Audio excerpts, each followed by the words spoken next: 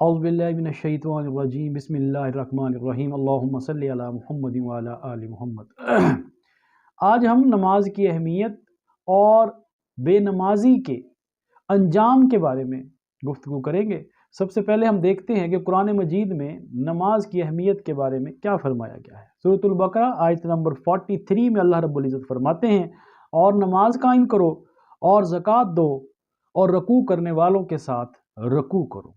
और इसी सूरा की आयत नंबर 238 में अल्लाह रब्बुल इज़्ज़त फरमाते हैं कि सब नमाजों की हिफाजत करो और दरमियानी नमाज की, और अल्लाह के लिए फरमाबरदार होकर खड़े रहो। ऐसी 20 आयात हैं जो कुरान मजीद के अंदर नमाज की अहमियत पर जोर देती हैं। इसी तरह सूरह तौहा आयत नंबर 132 में अल्लाह रब्बुल इज़्ज़त फरमाते हैं, अपने अहलो अय्याल को नमाज कायम करने का हुक्म दीजिए और खुद भी नमाज की पाबंदी कीजिए। यानी आपने तो नमाज पढ़नी है, लेकिन जो आपकी रैयत हैं, रियाया हैं, यानी जो घर वाले हैं, उनकी जिम्मेदारी भी आप पर है। आपने बेशक सारी उम्र नमाज पढ़ी, लेकिन अगर आपने अपनी बीवी बच्चों को नमाज की तरगीब नहीं दी और उनको नमाज की तरफ माइल नहीं किया, तो उनके नमाज ना पढ़ने की वजह से आपकी पकड़ भी हो सकती है। लिहाजा अल्लाह ताला फरमाते हैं, अपने अहलो अयाल को नमाज का हुक्म कायम करने का हुक्म दीजिए और खुद भी नमाज की पाबंदी कीजिए। इसी तरह अब अहादीस में अगर आते हैं तो निसाई की हदीस है 466, बिलाशुबा क़यामत के दिन सबसे पहले बंदे से उसकी नमाज का हिसाब होगा। अगर नमाज सही हुई, यानी उसकी नमाज मुकम्मल हुई, तो यकीनन, लफ्ज़ लक़द, यकीनन कामयाब हो गया और नजात पा गया। और अगर नमाज खराब हुई तो यकीनन वो नाकाम और तबाह हो। यानी नमाज इतनी इंपॉर्टेंट है, इसीलिए कहा गया कि नमाज दीन का सतून है, पिलर है। अगर उसको निकाल लिया जाए तो वो इमारत धड़ाम से नीचे गिर जाएगी। और हमारे यहाँ पे कहते हैं ये तो हुकूकुल्लाह है, अल्लाह माफ़ कर देगा, अल्लाह बख्श देगा। नमाज बेसिक है, नमाज एडमिशन है, नमाज ज़रूरी है, नमाज लाजमी है। नमाज के बगैर, इस हदीस की रोशनी में, अगर नमाज कामयाब, नमाज पूरी हुई तो वो कामयाब हो गया, यकीनन कामयाब हो गया, उसकी कोई ना कोई बख्शिश की सूरत निकल आएगी। लेकिन अगर उसकी नमाज कंप्लीट नहीं है, नमाज खराब है, तो फिर वो यकीनन नाकाम और तबाह हो गया। तो ये नमाज की अहमियत और फजीलत के हवाले से सूरतुल बकरा आयत नंबर 45 में अल्लाह रब्बुल इज़्ज़त फरमाते हैं, और सब्र और नमाज के साथ मदद तलब करो, बिलाशुबा वह यकीनन बहुत बड़ी है मगर उन आजिज़ी करने वालों पर।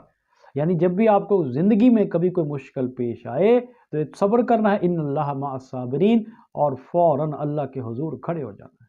जो दिल में बात हो अल्लाह के हुजूर कर देनी है। नमाज से आपको सुकून मिलेगा, सब्र करने से अल्लाह आपके साथ होगा।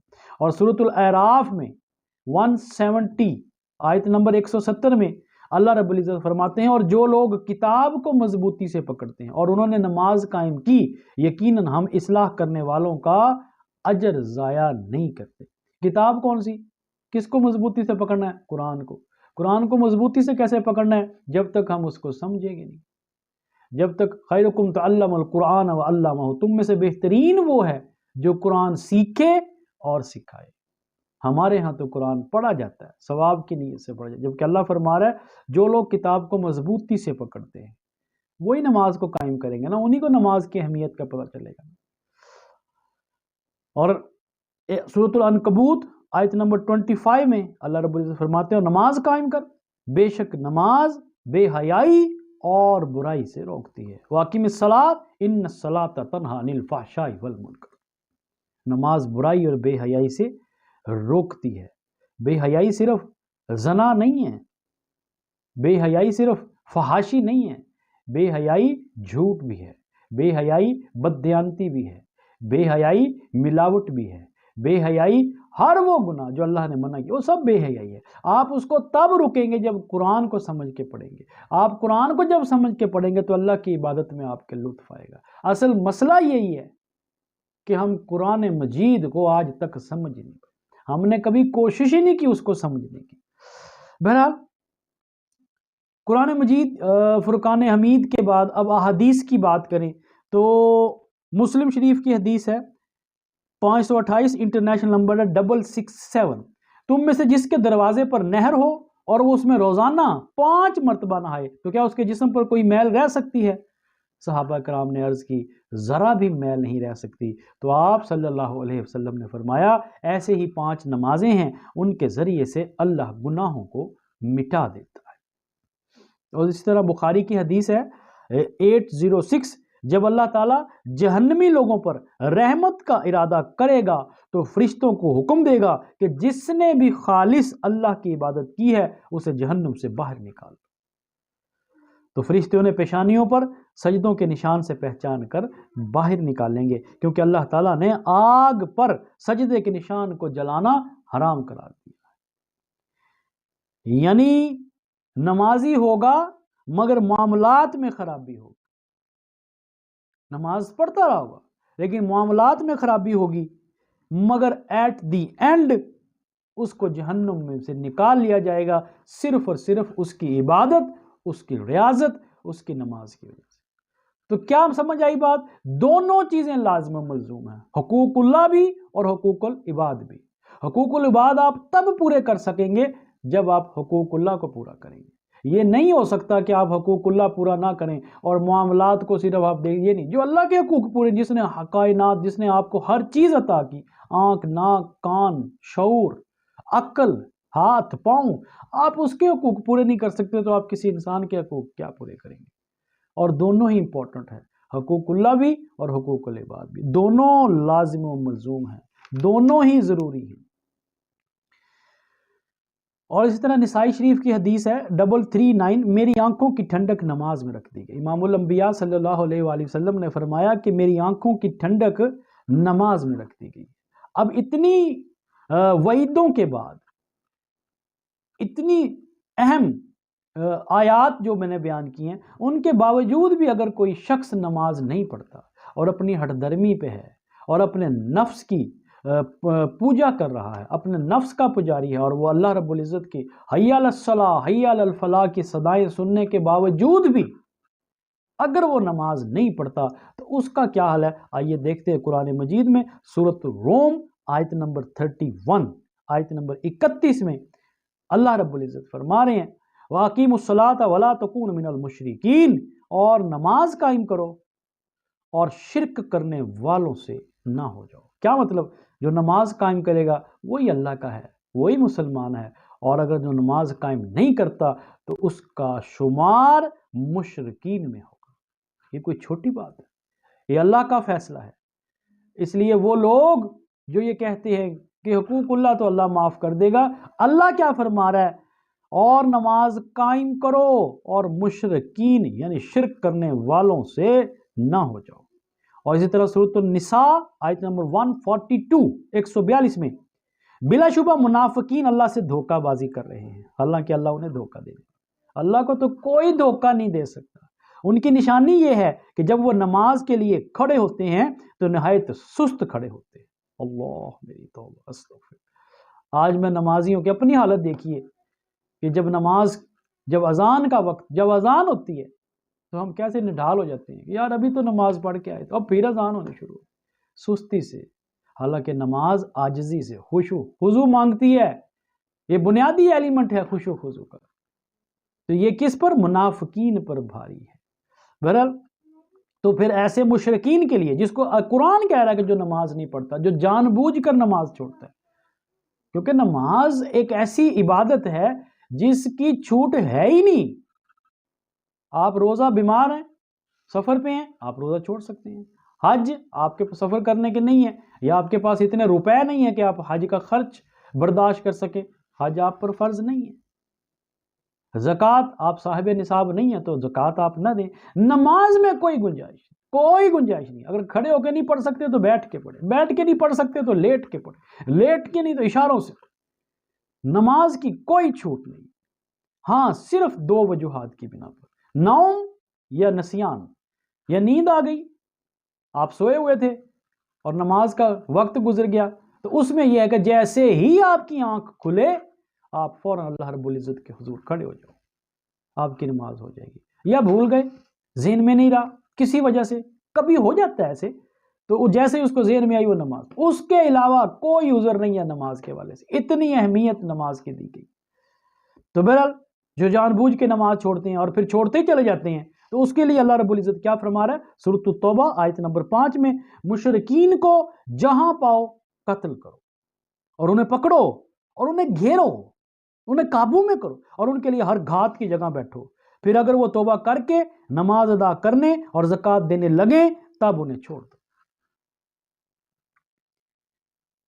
یہ ہے، اب یہاں پر یہ اسٹیٹ کا کام ہے، عام آدمی کی بات نہیں ہے، لیکن عام آدمی جس کے انڈر بیوی بچے ہیں ان پر سختی کے ساتھ نماز لاگو کرنا آپ لوگوں کا ہمارا فرض ہے۔ اور جو پچھلے رشتہ داریاں ہو گئی بے نمازیوں سے ہو گئی، لیکن آگے اگر آپ کوئی بیٹا، کوئی بیٹی، کوئی رشتہ دار، کوئی خاندان، کوئی رشتہ جوڑنے والے ہیں تو کم از کم یہ تو دیکھیں کہ وہ نمازی ہے کہ نہیں ہے۔ میں یہ نہیں کہہ رہا ہوں کہ فرقہ واریت الگ بات ہے، نمازی ہونا ضروری ہے۔ کیا وہ نمازی ہے؟ کیا ہم اپنے بیٹے یا بیٹی کو کسی بے نمازی کو ترجیح دیتے ہیں؟ یہ دیکھتے ہی نہیں ہے۔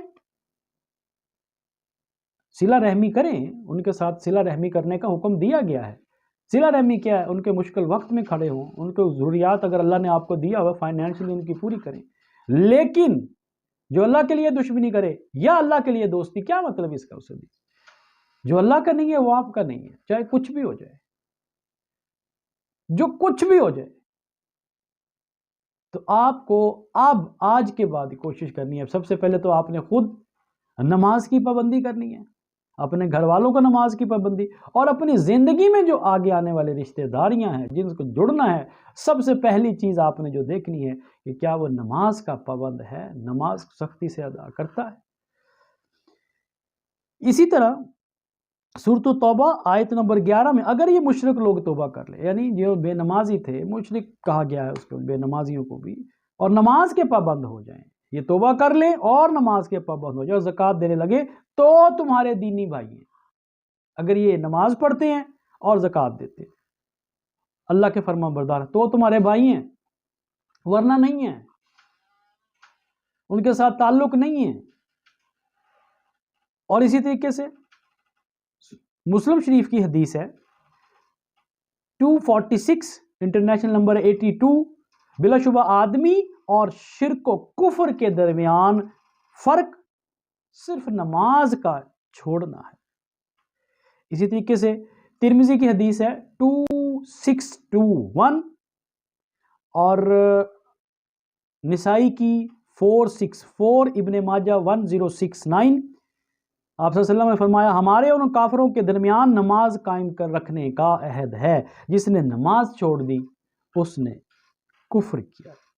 ایسی بہت سی آیات آپ کو جو ہے، ایسی احادیث جو ہیں وہ آپ کو ملے گی، اور آخر میں جو نماز نہیں پڑھتا اس کا انجام کیا ہوگا، اس کے ساتھ کیا ہونے والا ہے۔ اب قرآن دیکھتے ہیں، قرآن سورۃ المریم آیت نمبر 59 میں اللہ رب العزت فرماتے ہیں پھر ان کے بعد نالائق لوگ ان کے جانشین بنے جنہوں نے نماز ضائع کی اور خواہشات کے پیچھے لگ گئے، خواہشات نفس کے۔ جب نماز نہیں پڑھتے تو یہ ہم نفس کے پجاری، اللہ کہتا ہو نماز کی طرف، نفس کہتا نہیں دل نہیں کر رہا، نیند پوری کر رہے، تھک گئے ہیں، یہ کام پورا کر رہے، میٹنگز پوری کر لیں، تو یہ نفس کے پجاری ہیں۔ تو جو اپنے نفس کے پیچھے لگ گئے وہ ان قریب اس گمراہی کے انجام سے دو چار ہوں گے۔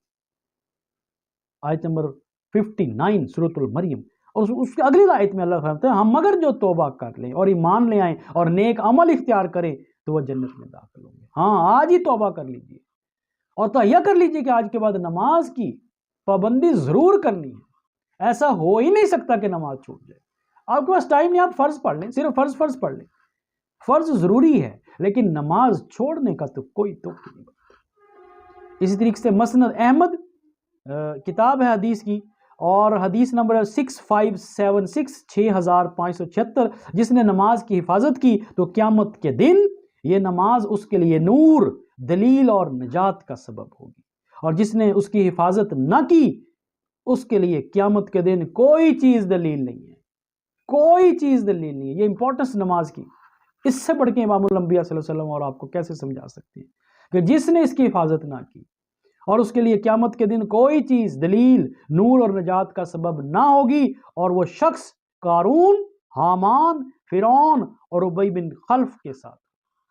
استغفر۔ تو نماز میرے بھائیوں، نماز بہت ضروری ہے۔ یہ تو 7 سال کی عمر میں پیار سے اور 10 سال کی عمر میں سختی سے پڑھانے کا حکم دیا گیا ہے، تاکہ اس کی جان، اس کی ہڈیوں میں رچ بس جائے نماز۔ نماز ایک ایسی چیز ہے جو اللہ تعالیٰ سے تعلق جوڑتی ہے، جو اللہ سے ربط رکھتی ہے۔ سب سے پہلے تو آپ کو نماز کے جو الفاظ آپ دہراتے ہیں، آپ کو ان کے بارے میں پتہ ہونا چاہیے کہ اللہ سے ہم جو گفتگو کر رہے ہیں، یا اللہ جو ہمیں کہہ رہا ہے، ہمیں اس کی سمجھ ہے کہ ہم کیا کہہ رہے ہیں اللہ سے، اور اللہ ہمیں کیا کہہ رہا ہے۔ ہم کھڑے ہیں اللہ کے حضور، سبحانک اللہم و بحمدک و تبارک اسمک سے لے کر یوم یقوم الحساب تک ہمیں یہ پتہ ہونا چاہیے کہ ہم کیا گفتگو کر رہے ہیں۔ اور آخر میں اس آیت کے ساتھ میں اپنی بات مکمل کروں گا۔ سورۃ المدثر آیت نمبر 43، کہ جب ان سے پوچھا جائے گا کہ تم جہنم میں کیوں ہو، تو وہ کہیں گے قالوا لم نک من المصلین، جہنمی کہیں گے کہ ہم نماز ادا نہیں کرتے تھے۔ سبحان ربک رب العزت عما یصفون وسلام علی المرسلین والحمد للہ رب العالمین، وصلی اللہ تعالی علی خیر خلق محمد وعلی آلہ واصحابہ اجمعین برحمتک یا ارحم الراحمین۔